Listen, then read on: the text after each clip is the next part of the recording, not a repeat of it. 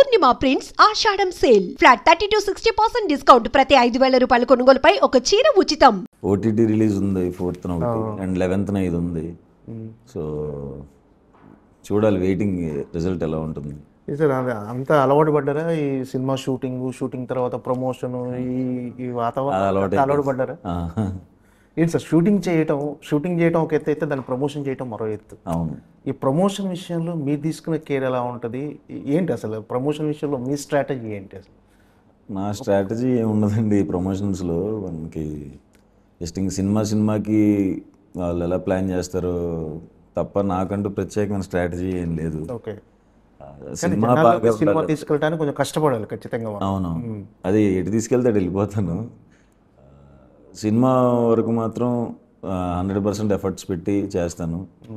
ఇంక తర్వాత ఇవన్నీ నాకు మాట్లాడటం తెలీదు. సో ప్రమోషన్స్ అంతా అందుకనే కొంచెం భయంగా ఉంటుంది నాకు. ఇంకా అలవాటు అవ్వలేదు మీకు అయితే? అసలు అవ్వదాం ఇంకా ఎప్పుడు ఇలాగే ఉంటుంది అంటే ప్రతి సినిమా కొత్తగానే ఉంటుంది అంతే. ఏంటి సార్ అంటే బ్యాక్ టు బ్యాక్ సినిమాలు ఈ నెల జూలై 4న ఉప్పు కప్పు రంగు అమెజాన్లో స్ట్రీమ్ కాబోతుంది. అవును. నెక్స్ట్ ఇప్పుడు నెక్స్ట్ వీక్ 11th ఓబామా అయ్యో రామ రాబోతుంది. బ్యాక్ టు బ్యాక్ సినిమాలతో బిజీగా ఉండటం ఒక హీరోగా ఎలా అనిపిస్తుంది అంటే చాలామంది హీరోల సినిమాలు కొంచెం ఒక 2 నెలలకు ఒకటి 3 నెలలకు ఒకటి లేక చాలామంది ఏడాదికి ఒక సినిమాలు చేసేవాళ్ళు కూడా ఉన్నారు. బ్యాక్ టు బ్యాక్ ప్రేక్షకులు పలకరించడం ఎలా అనిపిస్తుంది? బాగా అనిపిస్తుందండి. మరి ఇంత బ్యాక్ టు బ్యాక్ అని నాకు లేదు. ఇది ప్లాన్లు లేకుండా అలా సెట్ అయిపోయింది. కొంచెం గ్యాప్ ఉంటే బాగుంటుంది అనిపించింది. బట్ ఓకే, ఇంకా అన్నీ మన చేతిలో ఉండదు కాబట్టి లక్కీగా బ్యాక్ టు బ్యాక్ సినిమాలు వస్తున్నాయన్న హ్యాపీ ఉంది. అవి ఆడాలి అని కోరిక కూడా ఉంది. అదృష్టం సార్, బ్యాక్ టు బ్యాక్ సినిమాలు మీ రిలీజ్ అవ్వటం, ఒక ఆర్టిస్ట్గా బిజీగా ఉండటం. అంటే బిజీగా ఉంటుంది, అదృష్టం.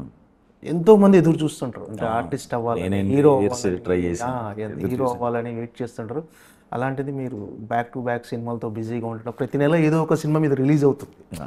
సో అలా ప్రేక్షకులు పలకరించడం కూడా నిజంగా ఒక రకంగా లక్కీ, అదృష్టం అని అనుకోవాలి. Thank you. సరే, మీరు ఎలా ఫీల్ అవుతారు సార్ దీన్ని ఎలా రిసీవ్? అంటే ఒకప్పుడు సినిమాల కోసం కష్టపడి సినిమాలకు అవకాశం కోసం కష్టపడిన మీరు ఇప్పుడు వరుసగా సినిమాలతో బిజీగా ఉండి అంటే మీకంటూ ఒక ప్రత్యేకత ఇమేజ్ అంటే సుహాస్ సినిమాలంటే ఒక నమ్మకం ఆడియన్స్కి, అలా ఒక స్థాయిని ఒక మీకంటూ ఒక వాళ్ళ ప్రేక్షకుల గుండెల్లో ఒక చిన్న స్థానం సంపాదించుకోవటం ఎలా అనిపిస్తుంది? చాలా బాగా అనిపిస్తుందండి నాకు.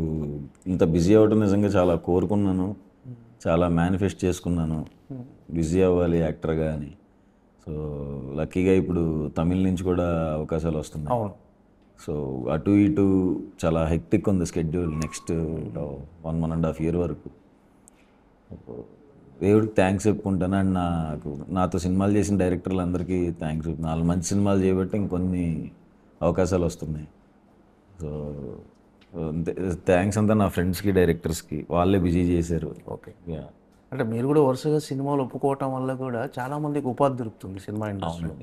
అంటే మీరు ఒక్కరే కాదు, మీరు ఒక్కరు బిజీ అవ్వటం మీ వల్ల ఒక కొన్ని 100 మంది కూడా బిజీ అవుతారు, వాళ్ళకు కూడా ఒక ఉపాధి. అవును. అది తలుచుకున్నప్పుడు కానీ ఆ ఫీలింగ్ చాలా బాగుంటుందండి. నాకు సెట్కి వెళ్ళినప్పుడు ఇప్పుడు మొన్నే ఒక కొత్త సినిమా స్టార్ట్ అయింది. గోపి అన్నని మన కలర్ ఫోటోకి రైటర్ పద్మభూషణ్కి కో డైరెక్టర్గా చేసిన ఆయనకి ఇది డెబ్యూ డైరెక్షన్ చేస్తున్నాడు. ఈ సెట్లో కానీ అంతకుముందు సెట్లో కానీ కంటిన్యూస్గా నాకు ఒక sound department, light department, camera వాళ్ళు, ఇంక నేను ఏ సినిమాకి వెళ్తుంటే ఆ సినిమాకి వస్తున్నారు నాతో పాటే. సో ట్రావెల్ అవుతున్నారు వాళ్ళు కూడా. ఇది నెక్స్ట్ సినిమా అది కూడా మేమే చేస్తున్నాం అన్న అని చెప్తూ ఉంటారు.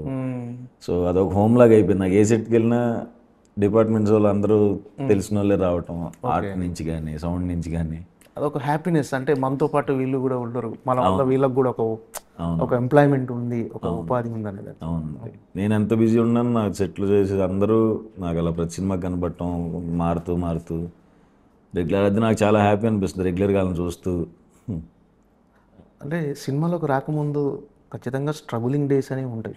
అవి గుర్తొచ్చినప్పుడు అంటే ఈ టైంలో ఇంత సక్సెస్గా ఉన్నప్పుడు అవి గుర్తొచ్చినప్పుడు ఎలా అనిపిస్తుంది సార్? అవి గుర్తొచ్చినప్పుడు అరే ఆ స్టేజ్ నుంచి మనం ఇక్కడికి వచ్చాం కదా అని భయం వేస్తుంటుంది ఒకవేళ అవ్వబోయి ఉంటే ఏంటి. ఎస్. ఇప్పుడు నేను కార్లో ఇటువైపు ఎటు తిరుగుతున్నప్పుడు అక్కడే బైక్ల మీద అంటే ఇదే రోడ్ల మీద ఇంత ముందు కూడా తిరిగాను కదా, అప్పటికిప్పటికి డిఫరెన్స్ ఉంటుంది. అవునవునవును. అమ్మ బాబాయ్, అప్పుడు ఏ బైక్ మీద తిరుగుంటావు, ఇప్పుడు కార్లో తిరుగుతున్నావు. అంతే. దేవుడికి థ్యాంక్స్ చెప్తుంటా. సడన్గా మా సందీప్కి ఫోన్ చేస్తా, థ్యాంక్స్ రా నాయన హీరోని చేసినందుకు, భలే ఉంది ఇప్పుడు లైఫ్ అని. నువ్వేంట్రా బాబు ఉన్నట్టుండి ఫోన్ చేస్తూ ఉంటాడు ఆడు. ఓకే.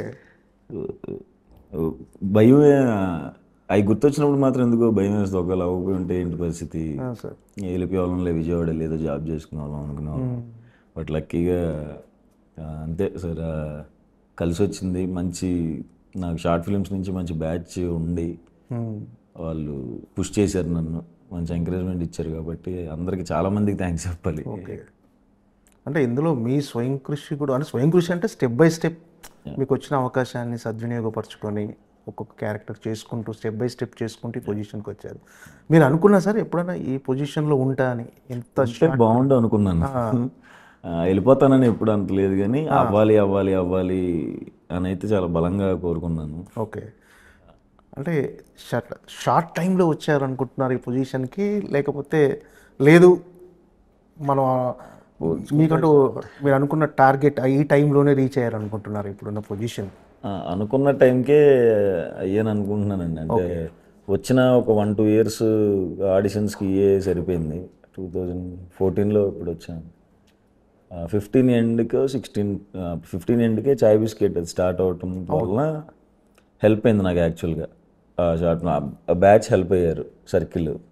చాయ్ బిస్కెట్ స్టార్ట్ అవ్వకుండా ఉంటే మరి చాలా తేడా కొట్టింది. అందులో జాయిన్ అవటం వలన నాకు అందరూ డైరెక్టర్లో సర్కిల్ తెలియటం, హీరోస్ పరిచయం అవటం, అట్లా హెల్ప్ అయింది బాగా చాయ్ బిస్కెట్.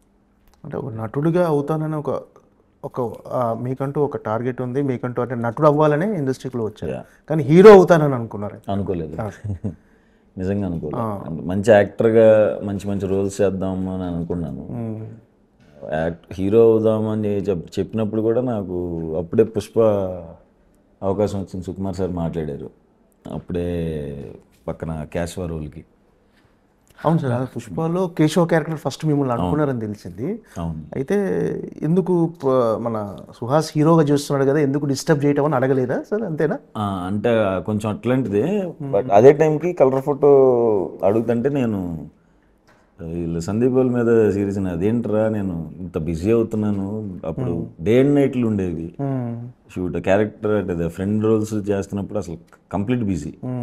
ఇలా ఇన్ని చేస్తున్నాను, సడన్గా హీరో అంటున్నావు, ఇప్పుడే స్టార్ట్ అయింది నాకేమో కెరీర్, ఇప్పుడే డబ్బులు చూస్తున్నాను, ఆపేస్తున్నారు ఏంటి అది ఇది అని అంటే, ఇంకా మాటలు అది కాదురా నువ్వు హీరో అంటే అలా ఏం చూపించట్లేదు, నేను నల్లగా ఉన్నోడే కావాలి అందుకే అడుగుతున్నాను అని చెప్తుంటే నాకు మా పెద్ద సినిమా అవకాశం మిస్ చేసేస్తున్నారు అని చెప్పి నేను అనేవాడిని మనసులో కూడా అనుకున్నా, సినిమా పుష్ప మిస్ అయిపోతుంది ఏంటని. అప్పుడు బాధపడ్డాను, కానీ తర్వాత ఇది కూడా హెల్ప్ అయింది. ఓకే. అంటే అడిగితే చేసేవాళ్ళ పర్ఫెక్ట్గా చేసేయండి అని అంటే సుకుమార్ గారు లేదు నువ్వే చేసేయాలంటే చేసేయచ్చు వాళ్ళ? చేసేసేవాడి. ఓకే. అయితే ఉప్పు కపూరంతో పాన్ ఇండియా హీరో అయిపోతున్నారు, అంటే స్ట్రీమింగ్ అన్ని భాషల్లో అవ్వబోతుంది, అంటే first time pan India hero.